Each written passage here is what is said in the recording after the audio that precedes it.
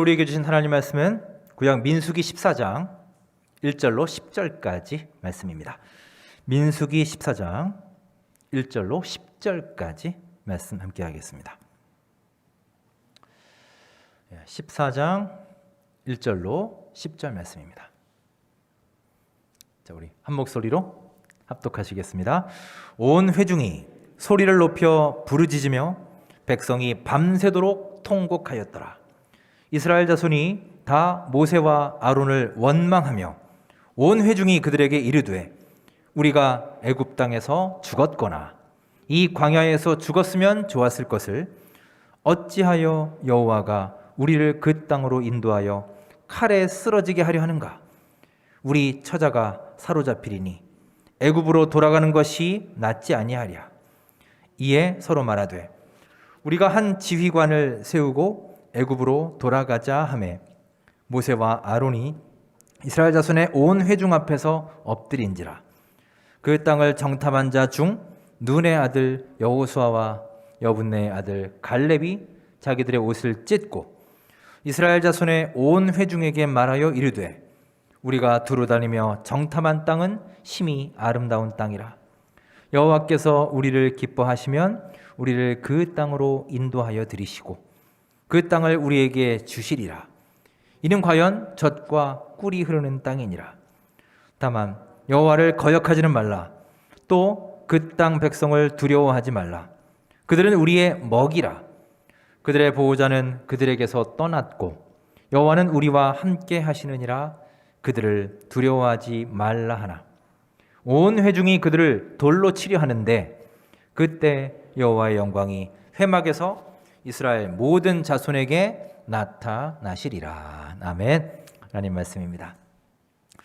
자, 여러분 반갑습니다. 오늘도 거룩한 주일 예배하는 모두에게 하나님의 크신 은혜와 사랑이 가득히 임하시길 간절히 바랍니다. 자, 오늘도 함께 예배하는 분들과 서로 우리 반갑게 인사 나누겠습니다. 인사하겠습니다. 반갑습니다. 우리 명절 연휴 잘 보내십시오. 은혜롭고 기쁜 한가위 명절 되시기 바랍니다. 지난 주간 저는 휴가를 잘 다녀왔습니다. 여러분들의 기도 덕분에 또 안전하고 즐거운 충전의 시간이 되었습니다. 기도해 주신 모든 성도님들께 진심으로 감사를 드립니다. 내일이면 9월도 하순으로 들어가니 시간이 정말 빠른 것 같습니다. 추석 명절 연휴 기간임에도 확실히 예년보다는 이동량도 좀 줄었고요. 우리 교인들도 이렇게 통화를 해보니까 이번에는 그냥 어디 안 가시고 아무 데도 안 가시고 그냥 집에 머물겠습니다 하시는 분들이 참 많은 것 같습니다. 어느새 코로나 바이러스가 한 1, 2년 사이에 우리의 명절 문화까지도 이렇게 많이 바꿔놓았습니다.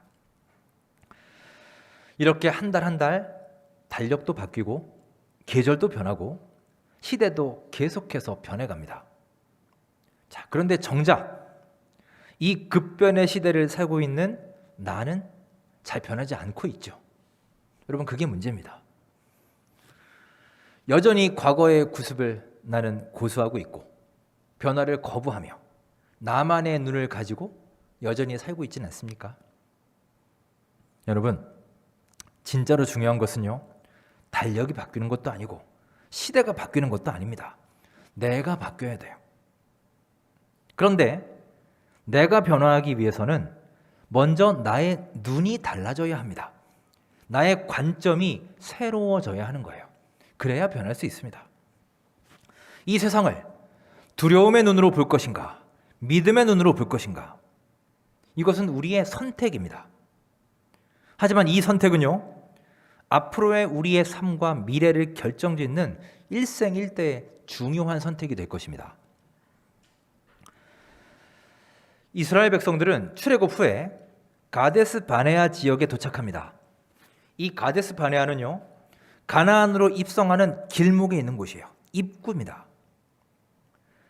모세는 12지파에서 각 한 명씩 정탐꾼을 선발해서 그 가나안 땅을 정탐하도록 보냈죠.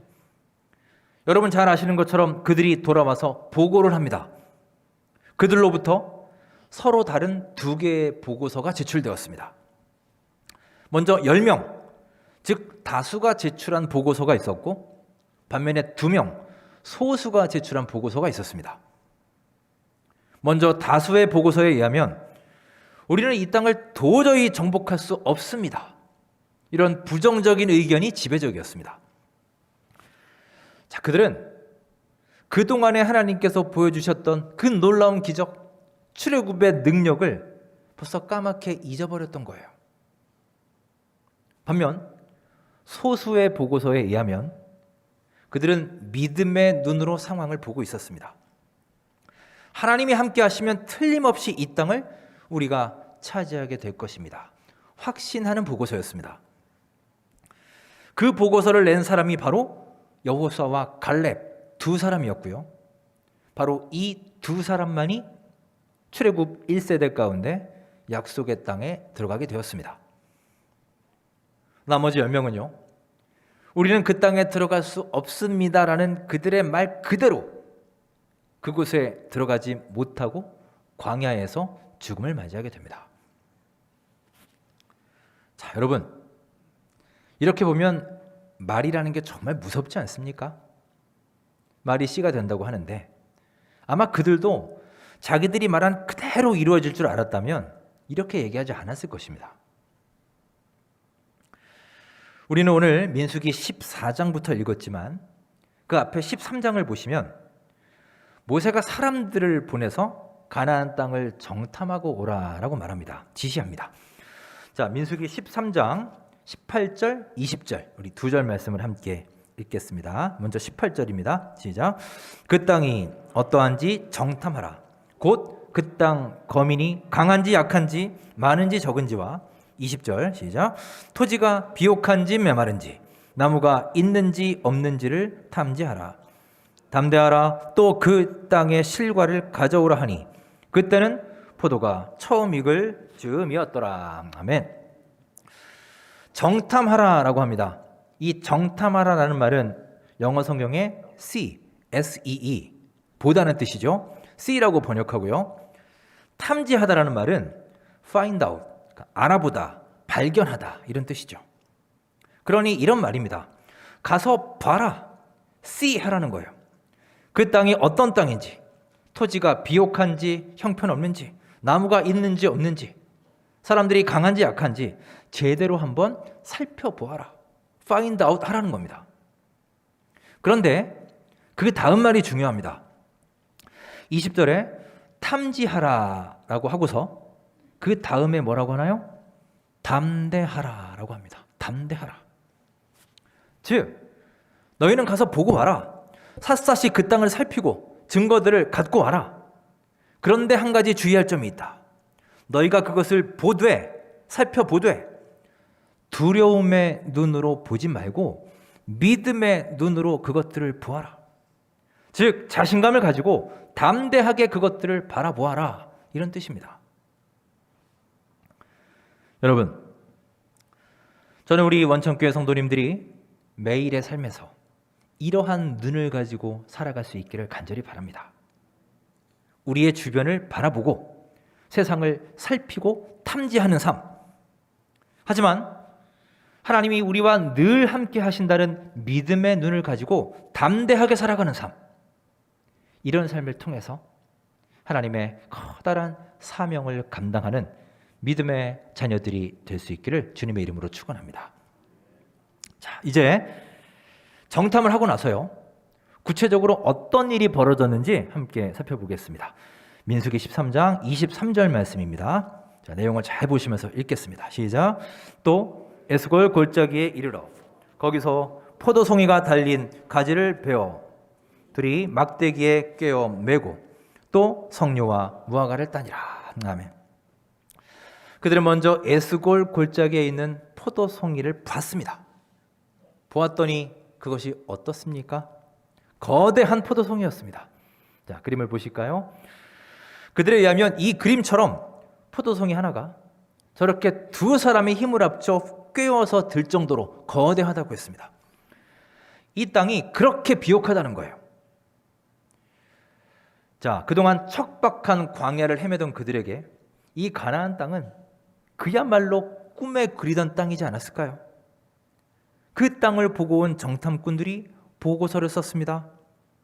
앞에서 얘기한 것처럼 두 개의 다른 보고서가 올라왔어요. 자, 문제는 이 두 보고서가 똑같은 사실을 보고 있다는 겁니다. 즉, 그 보고서를 보면 객관적인 사실에 있어서 서로 다르지 않아요. 같은 것을 말하고 있습니다. 자, 그들이 본 게 뭡니까? 객관적인 사실이 무엇인가요? 그 땅은 비옥하고 아름다운 땅이다 라는 사실이에요. 여기에는 아무도 이견이 없었습니다. 자, 그런데 그들 사이에는 무엇이 달랐습니까? 바로 해석이 달랐습니다. 한 보고서는 그 비옥한 땅을 보고 불안과 두려움의 눈으로 보았고, 다른 한 보고서는 그 땅을 믿음의 눈으로 보고 해석했던 것입니다. 여러분, 우리가 이렇게 그리스도인이 된다라는 것은요, 삶에 대한 해석이 달라지는 것을 뜻합니다. 그래야 합니다. 우리가 똑같은 것을 보더라도, 같은 것을 경험한다 하더라도 이전에 해석했던 것과 다르게 해석할 수 있는 것이 우리가 진정한 그리스도인이 된다는 의미예요. 우리가 그저 교회만 왔다 갔다 하고 신앙의 연수만 쌓여가는 것이 아니라 이렇게 세상을 보는 눈이 변화되어서 우리의 해석이 달라져야 하는 것입니다. 여러분, 우리는 그리스도인으로서 두려움의 눈으로 세상을 보는 것이 아니라 믿음의 눈으로 세상을 바라보는 사람들입니다. 자, 그렇다면 여러분, 우리가 세상을 두려움 가득한 눈으로 바라볼 때 어떤 일들이 벌어지는지 오늘 말씀을 통해 살펴보겠습니다. 자, 먼저 우리가 두려움의 눈으로 세상을 바라보면 우리는 혼란에 빠지게 됩니다. 특히 우리에게 상충되는 정보들이 들어올 때 우리는 혼란에 빠집니다. 자, 민수기 13장 27절 28절에 이 말씀이 나와 있습니다. 자, 함께 읽겠습니다. 시작.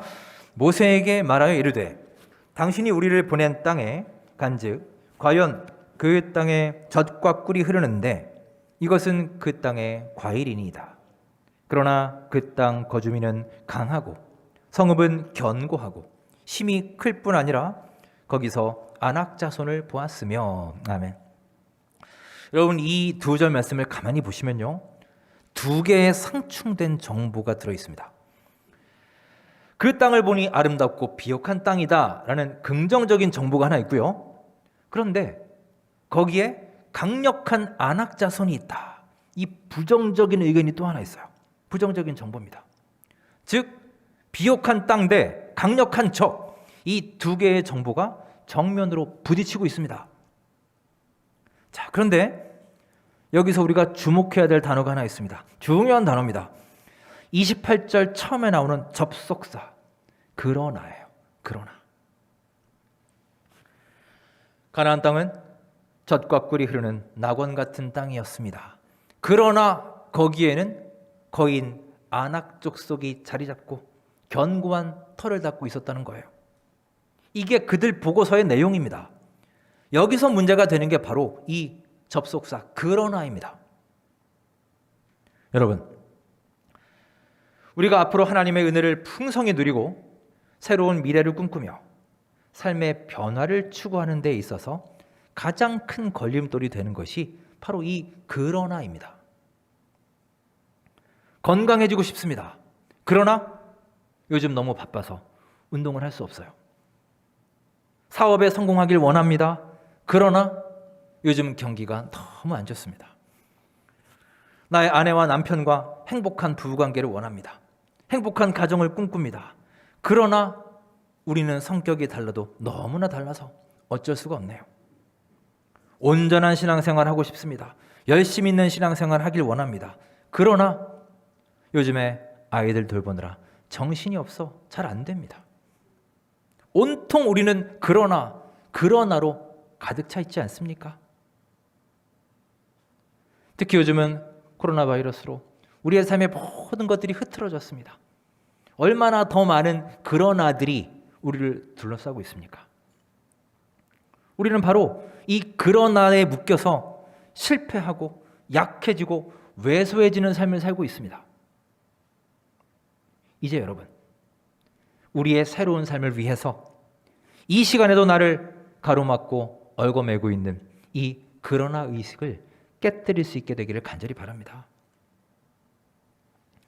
두 번째로, 우리가 두려움의 눈으로 세상을 볼 때 우리는 자기를 무력화하고 현실을 과장하게 됩니다.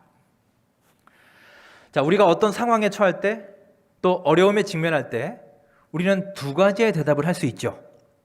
나는 할 수 있어와 나는 못해. 크게 보면 이 두 가지입니다.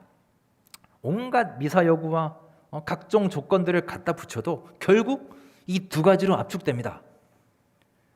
그런데 여러분, 이 둘 중에 뭐가 정답일까요?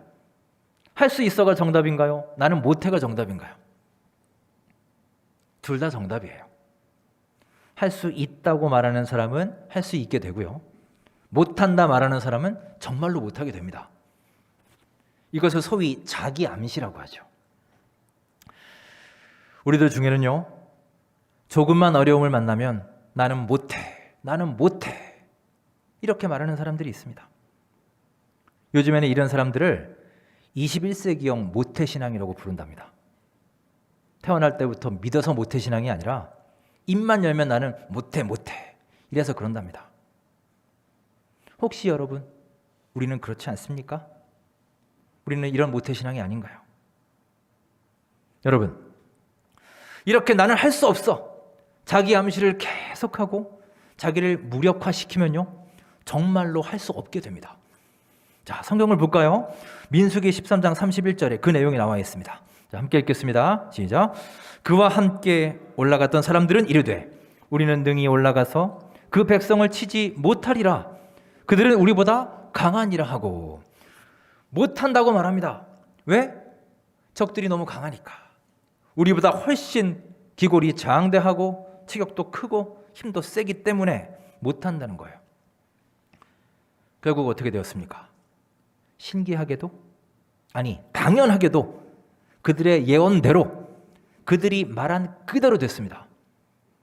약속의 땅에 들어가지 못했고요, 광야를 헤매다가 다 거기에서 죽게 되었습니다. 사랑하는 여러분, 저는 우리 성도님들이, 또한 여러분의 가정이 결코 이렇게 되지 않길 바랍니다. 끊임없이 자기를 위축시키고 무력화시키는 이 자기 암시에서 이제 벗어날 수 있게 되기를 간절히 바랍니다.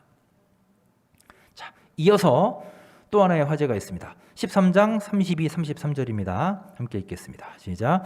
이스라엘 자손 앞에서 그 정탐한 땅을 악평하여 이르되 우리가 두루 다니며 정탐한 땅은 그 거주민을 삼키는 땅이요 거기서 본 모든 백성은 신장이 장대한 자들이며 거기서 네피림 후손인 아낙 자손의 거인들을 보았나니 우리는 스스로 보기에도 메뚜기 같으니 그들이 보기에도 그와 같았을 것임이라. 아멘. 그들이 뭐라고 하나요? 거기서 본 백성은 신장이 장대한 자들이다. 그들의 큰 키를 본 것입니다. 거대한 체격을 보았습니다. 자, 물론 아낙 자손들이 전체적으로 체격이 큰 건 사실입니다. 하지만 여러분, 정말 모든 사람들이 다 그렇게 컸느냐? 그건 아니에요. 여러분, 우리가 이렇게 부정적인 생각과 두려움에 빠지게 되면요, 이렇게 현실을 과장하게 됩니다. 우리의 삶에서도 이런 것들을 많이 봅니다. 자, 나의 남편에게, 아내에게 당신은 늘 하는 일이 그래. 당신은 늘 그 모양이야. 여러분, 이런 얘기 자주 하시지 않나요? 여러분, 가만히 생각해 보세요. 정말 나의 배우자가 모든 일에 그렇게 형편없고 다 문제이던가요? 자식들한테도, 야, 엄마 아빠 친구 애들은 다 잘하더라. 힘들다 해도 다 직장만 잘 가더라. 다 취직만 잘하더라. 여러분, 정말 모든 친구의 아이들이 다 그렇게 공부를 잘하고 다 좋은 직장 다니던가요? 그렇지 않죠. 하지만 우리가 부정적인 눈, 두려움의 눈으로 보면 늘 그런 것 같고 다 그런 것 같습니다. 현실을 과장해서 부풀려서 보게 되는 거예요.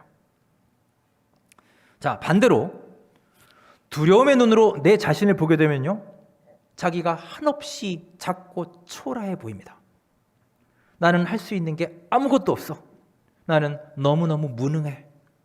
나는 결코 좋은 아빠가, 좋은 엄마가, 좋은 교인이 될 수 없어. 끊임없이 밑으로 내려가죠. 여러분, 이것은 겸손이 아니라 자기 무력화입니다. 자기 자신을 격화시키는 거예요. 오늘 본문의 정탐꾼들이 뭐라고 합니까? 33절 마지막을 잘 보십시오. 자, 다시 한번 띄워주시겠어요? 우리는 스스로 보기에도 메뚜기 같다. 그들이 보기에도 그와 같았을 것이니라. 상대방은 전부 다 거인으로 보이고요, 자기 자신은 메뚜기처럼 보였다는 겁니다. 여러분, 이런 생각을 뭐라고 하는지 아십니까? 자, 그림 보실까요? 네, 메뚜기가 보이죠? 일명 이런 생각을 grasshopper mentality라고 합니다. 우리말로 메뚜기 의식이에요. 실제로 이게 있는 말입니다. 여러분, 저 제목만 보셔도 무슨 뜻인지 아시겠죠? 오늘 본문의 그 내용에서 나온 말이에요. 자신을 스스로 비하시키는 겁니다. 스스로 자신을 메뚜기화시키는 거예요. 게다가 그들은 또 뭐라고 하느냐? 그들이 보기에도 그와 같았을 것이니라. 여러분, 이건 정말 심각한 말이에요. 나만 나를 메뚜기로 보는 게 아니라 상대방도 나를 그렇게 메뚜기처럼 볼 것이다 라는 말입니다. 추측이에요. 물어보지도 않았습니다. 알아보지도 않았습니다. 현실 과장과 자기 무력화가 동시에 일어나고 있는 겁니다. 두려움이라고 하는 것이 우리를 이렇게 만드는 거예요. 우리의 눈을 가려버립니다. 자, 그러면 궁금하죠? 실제로 그들은 어땠을까요? 그들은 이스라엘 백성들을 어떻게 봤을까요? 그들의 말처럼 정말 메뚜기처럼 봤을까요? 정답은 no입니다. 아니에요. 그들은 오히려 이스라엘 백성들을 두려워하고 있었습니다. 왜냐? 그들은 소문을 들었거든요.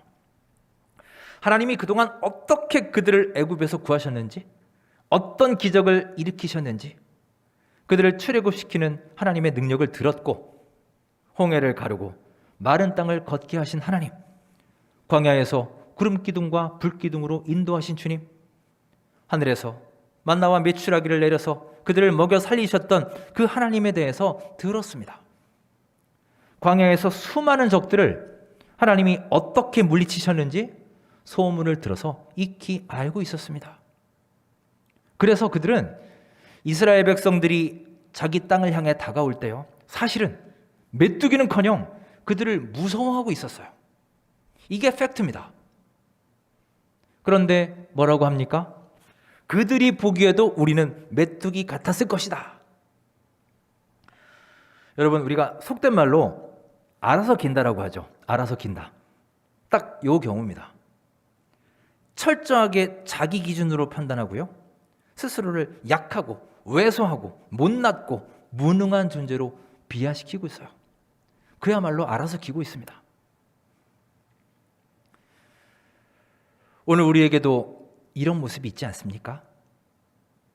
여러분, 기억하십시오. 우리 여호와 하나님은요, 여러분을 절대로 못난 자, 무능한 자로 보지 않으십니다. 여러분은요, 절대 메뚜기가 아니라 우리 주 하나님의 크신 사랑을 받고 있는 귀하고 소중한 자녀임을 믿으시고 담대하게 하루하루 살아가시길 간절히 바랍니다. 자, 세 번째로, 우리가 두려움의 눈으로 세상을 바라보면 남을 원망하게 됩니다. 내 안에 있는 두려움이 원망의 감정으로 나아가는 거예요. 자, 민수기 14장 1절 2절 함께 읽겠습니다. 시작.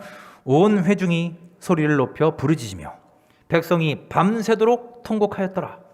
이스라엘 자손이 다 모세와 아론을 원망하며 온 회중이 그들에게 이르되 우리가 애굽 땅에서 죽었거나 이 광야에서 죽었으면 좋았을 것은. 아멘. 그들은 모세와 아론, 자기들의 지도자를 원망합니다. 그러면서 뭐라고 하나요? 차라리 애굽에서 죽는 게 나았다. 그냥 광야에서 콱 죽어버리는 게 나을 뻔했다. 기가 막힌 말이죠. 정말 아무짝에도 도움이 안 되는, 그야말로 이게 사람 속 뒤집어 엎는 말입니다. 정말 그랬을까요? 정말 거기에서 죽는 게 더 나았을까요? 전혀 그렇지 않죠. 두려움이, 그들의 마음속에 자리 잡고 있는 그 두려움이 커져서 원망으로 발전한 거예요. 게다가 이 원망과 두려움에는 한 가지 큰 특징이 있는데요. 전염성이 대단히 크다는 겁니다. 여러분 1절에 보세요. 온 백성이 밤새도록 통곡했다는 겁니다. 다들 밤새도록 울고불고 난리가 난 거예요. 여러분 원망하고 불평하는 것만큼 전염성이 큰 게 없습니다. 우리도 그렇지 않나요? 옆에서 누가 계속 투덜대는 사람이 있어요. 나도 영향을 받죠. 듣기 싫죠, 여러분. 어느 순간 나도 막 투덜대고 있습니다. 순식간에 사람들에게 전염됩니다. 여러분 한 그룹에서요, 누군가 겁내고 불평해대기 시작하면요, 금방 동조하는 사람들이 등장합니다. 맞아, 큰일 났어. 우리 어떡해? 그리고는 이게 다 누구 때문이야? 우리 주변에서 많이 보는 반응 아닙니까? 여러분, 이제 이러한 두려움과 원망, 불평의 삶에서 벗어나시기 바랍니다. 우리의 인생을 믿음의 눈으로 바라보는 법을 배울 수 있기를 간절히 바랍니다. 그런 믿음의 눈을 가진 사람이 민수기 13장에 나옵니다. 자, 13장 30절 어떤 사람인지 한번 살펴보겠습니다. 시작. 갈렙이 모세 앞에서 백성을 조용하게 하고 이르되 우리가 곧 올라가서 그 땅을 취하자 능히 이기리라 하니. 아멘. 울고 불고 소리치고 있는 백성들을 갈렙이 조용하게 했다라고 합니다. 조용하게 했다. 여러분 우리가 내 옆에 막 흥분한 사람이 있어요. 흥분해서 막 길길이 뛰고 있는 사람이 있습니다. 그러면 그 사람한테 우리가 보통 뭐라고 얘기하나요? 가서 좀 진정하세요. 그러죠. 진정 좀 해. 우리가 자주 쓰는 말입니다. 외국에서도 자주 써요. calm down 이런 말 자주 쓰죠. 많이 들어보셨죠? 갈렙이 두려움에 빠진 백성들을 진정시켰다. calm down 시켰다라는 말입니다. 여러분, 우리 그리스도인들은요, 두려움 앞에서도 다가오는 위험 속에서도 이렇게 잠잠할 수 있고 조용할 수 있어야 하는 겁니다. 일찍이 홍해 앞에서도 그러지 않았습니까? 앞에는 홍해가 가로막고 있고 뒤에는 애굽의 군사들이 쫓아옵니다. 우리가 물에 빠져 죽겠구나, 애굽의 칼에 죽는구나. 그들이 난리법석을 떨 때 하나님이 뭐라고 하셨나요? 너희는 가만히 있어. 내가 하나님됨을 알지어다. 조용히 있어라. 잠잠히 있어라. 나만 믿으라. 이게 하나님의 말씀이었습니다. 여러분, 믿음의 눈을 가진 사람은요, 어려움 앞에서, 문제 앞에서 잠잠할 수 있고 조용히 할 수 있는 사람입니다. 이게 진짜 용기이며 진정한 믿음임을 기억하시기 바랍니다. 여러분, 지금도 두려우십니까?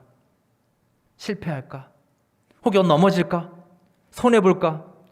사람들이 흉보고 손가락질할까? 혹여 남들이 나를 싫어하지 않을까? 남들이 나를 떠나가지는 않을까? 온갖 두려움이 한없이 나를 위축시키고 작게 만들고 있지 않나요? 여러분, 두려워하지 마십시오. 왜냐하면 우리 여호와 하나님께서 여러분과 저와 함께 하시기 때문입니다. 자, 오늘 본문에서 말하고 있습니다. 자, 14장 9절 함께 읽겠습니다. 시작. 다만 여호와를 거역하지는 말라. 또 그 땅 백성을 두려워하지 말라. 그들은 우리의 먹이라. 그들의 보호자는 그들에게서 떠났고 여호와는 우리와 함께 하시느니라. 그들을 두려워하지 말라 하나. 아멘. 두려워하지 말라 하십니다. 여호와는 우리와 함께 하시느니라 말씀하십니다. 여러분, 이 말씀이 여러분과 저의 진정한 고백이 될 수 있기를 간절히 바랍니다. 하나님이 우리와 함께 하시지 않았다면 우리 인생 여기까지 오지도 못했을 것입니다.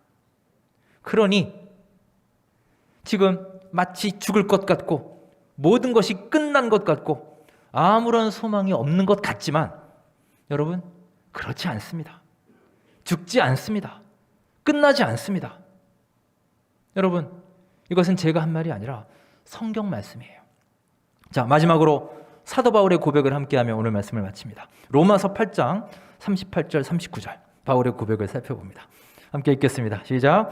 내가 확신하노니 사망이나 생명이나 천사들이나 권세자들이나 현재 일이나 장래 일이나 능력이나 높음이나 깊음이나 다른 어떤 피조물이라도 우리 주 그리스도 예수 안에 있는 하나님의 사랑에서 끊을 수 없으리라. 아멘. 끊을 수 없다고 합니다. 우리 성도의 삶은요, 그렇게 쉽게 끝나지 않는다는 거예요. 즐기도록 붙어 있다는 것입니다. 어디에 붙어 있습니까? 그리스도 예수 안에 있는 하나님의 사랑에 붙어 있어서 세상에 어떤 것도 끊을 수 없으리라 말씀하십니다. 그러니 여러분, 이제 우리 삶을 두려움의 눈이 아니라 믿음의 눈으로 바라볼 수 있기를 간절히 바랍니다. 여러분, 하나님은 우리를 결코 포기하지 않으십니다. 그런데 왜 내가 나를 포기하려 하십니까? 이 시간도 우리와 함께 하셔서 눈동자처럼 지켜 보호하시는 하나님을 의지하시고 약속의 땅을 향해 담대하게 나아가는 우리 모든 원천교회 성도님들과 그 가정 될 수 있기를 주님의 이름으로 축원합니다. 기도하겠습니다. 사랑의 하나님, 우리 삶에 닥쳐오는 고난의 파도와 문제들 앞에 두려움의 눈이 아니라 믿음의 눈을 가지고 살아가길 원합니다. 지금 이 시간에도 우리를 위축시키는 그러나 의식과 메뚜기 의식, 원망의 자세를 떨쳐버리게 하옵시고 믿음으로 잠잠히 조용히 하나님의 능력의 손을 붙잡고 나아가는 주님의 아들, 딸들이 되게 하여 주옵소서. 세상에 어떤 것도 우리를 그리스도의 사랑에서 끊을 수 없음을 기억하게 하옵시고 늘 우리와 함께 하시는 주님을 믿고 바라보는 결단의 삶으로 인도하여 주옵소서. 예수님의 이름으로 기도드립니다. 아멘.